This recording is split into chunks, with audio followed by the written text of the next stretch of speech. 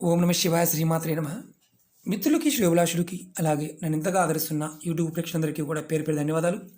మిత్రులరా, మీ అందరికీ కూడా ఆ పరాదేవత ఎల్లవెల్లలా మీతో ఉండి మీ మనోవాంఛ నెరవేర్చాలని మనస్ఫూర్తిగా కోరుకుంటున్నాను.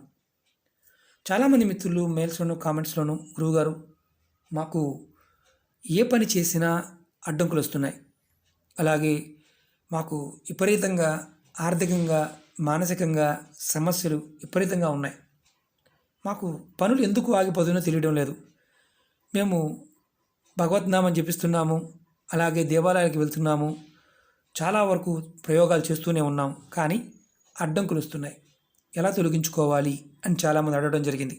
అలాగే కుటుంబంలో మాకు భార్య పిల్లలతో గొడవలు అవుతున్నాయి, మిత్రులతో గొడవలు అవుతున్నాయి, మాకు ఆలోచనలు ఏమో కొండ మీద ఉంటున్నాయి, మేమేమో కొండ కిందే ఉంటున్నాము, అంటే ఊహాతీతమైన ఆలోచన చేస్తున్నాం. ఎందువల్ల దీనికి ఏదైనా తేలికైన పరిష్కార మార్గం చెప్పండి అని చాలామంది అడగడం జరిగింది.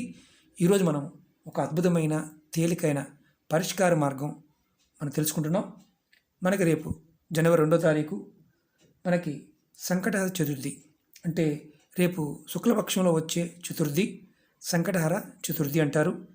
ఆ రోజున మనం గణపతిని విఘ్నేశ్వరుని దేవాలయంలో కానీ ఇంటి దగ్గర కానీ విధి విధానంగా పూజించి నియమంగా మనం ఉన్నట్లయితే కనుక మనకి ఏదైతే పనులు అడ్డంకులు వస్తున్నాయి, అంటే పనులు చేస్తున్న పనుల్లో ఆటంకాలు అడ్డంకులు, అలాగే ఇంట్లోనూ బయట సమస్యలు గొడవలు ఇలాంటి వాటి నుంచి బయటపడటానికి ఒక తేలికైన పరిహారం చెప్తాను.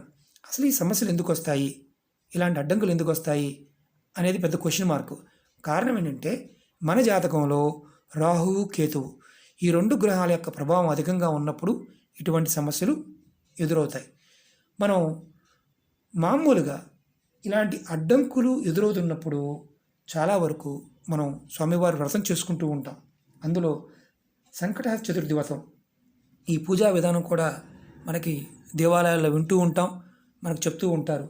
ఇది కూడా చాలామంది 3 నెలలు 5 నెలలు 11 నెలలు 21 నెలలు ఈ వ్రతాన్ని ఆచరిస్తూ ఉంటారు. అంటే నెలలో 2 సార్లు చేస్తూ ఉంటారు. అది శుక్లపక్షంలోను పూర్వపక్షంలో కూడా అలా చేసుకోవచ్చు ఓపిక ఉంటే. లేనప్పుడు ప్రతిసారి కూడా మీరు నెలలో ఒక్కసారి అయినా సరే, అది పూర్వపక్షంలో కానీ శుక్లపక్షంలో కానీ మనకి ఈ సంకటహర చతుర్థి ఇలా స్వామివారిని భక్తిగా నివేదించి స్వామివారికి చక్కగా గరకతో పూజ చేసి గరకతో మాల వేసి, గరకంటే ఇది, దీన్ని దుర్వా అంటారు చూడండి. ఇది మీరు మాల వేసి మీ ఇంటి దగ్గర ఫోటోకైనా పర్వాలేదు, దేవాలయంలో పర్వాలేదు, మీరు మాల వేసి చక్కగా ఆ రోజు ఉపవాసం ఉండి ఒక పూట సాయంత్రం చంద్రుడు వచ్చే వరకు మీరు ఉపవాసం ఉండి ఆ తర్వాత మీరు ఆహారాన్ని తీసుకున్న, అంటే ఉపవాసం ఉండలేని వారు కాస్త పాలు పళ్ళు తీసుకోవచ్చు.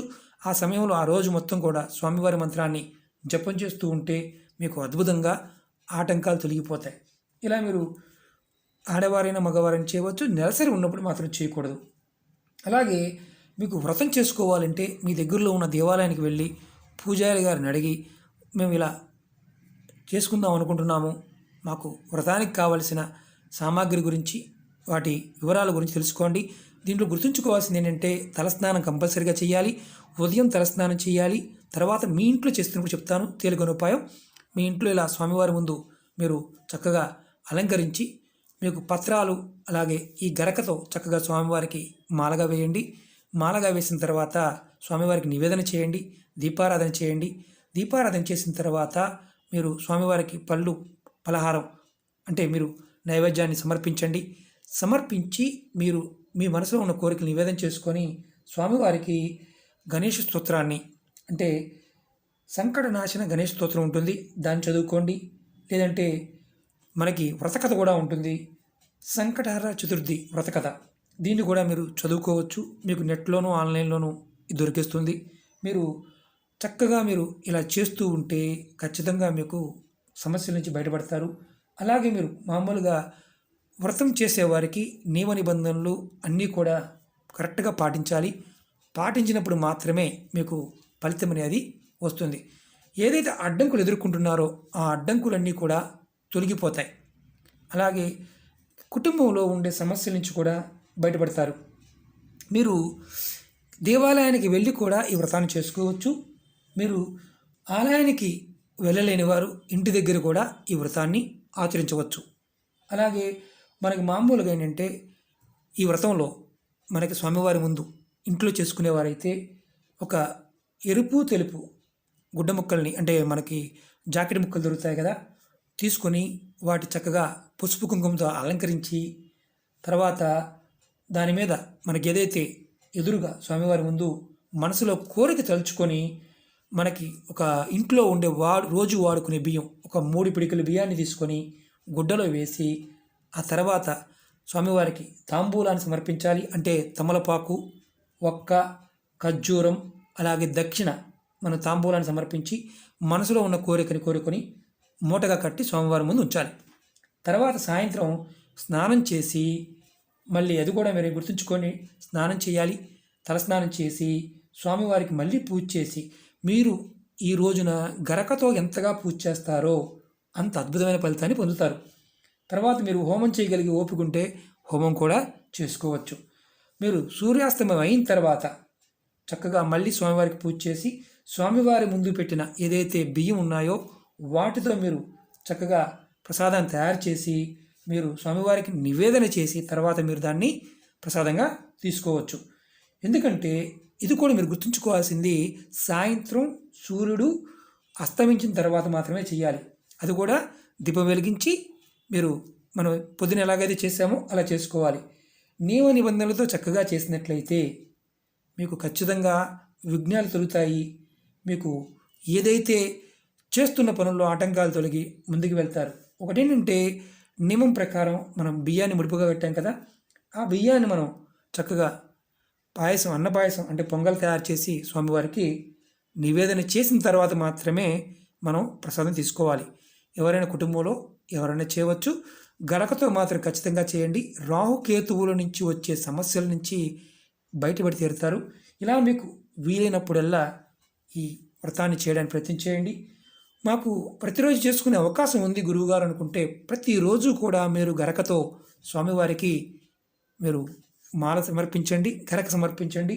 మీకు రాహుకేతు ప్రభావం నుంచి బయటపడతారు. అలాగే మీరు దేవాలయానికి వెళ్ళి మీకు ఓపిక కొద్దీ మీరు 3 ప్రదక్షిణలు చేసినా, 11 ప్రదక్షిణ చేసినా, 21 ప్రదక్షిణలు చేసినా మీరు కంపల్సరిగా ప్రదక్షిణ చేయాలి. తర్వాత స్వామివారికి గుంజీలు కూడా స్వామివారి ముందు నిలబడి ఒక 3 గుంజీలనే తీయండి. మీ మనసులో కోరిక చెప్పుకోండి. సమస్యలు, అడ్డంకులు అన్నీ తొలగిపోతాయి.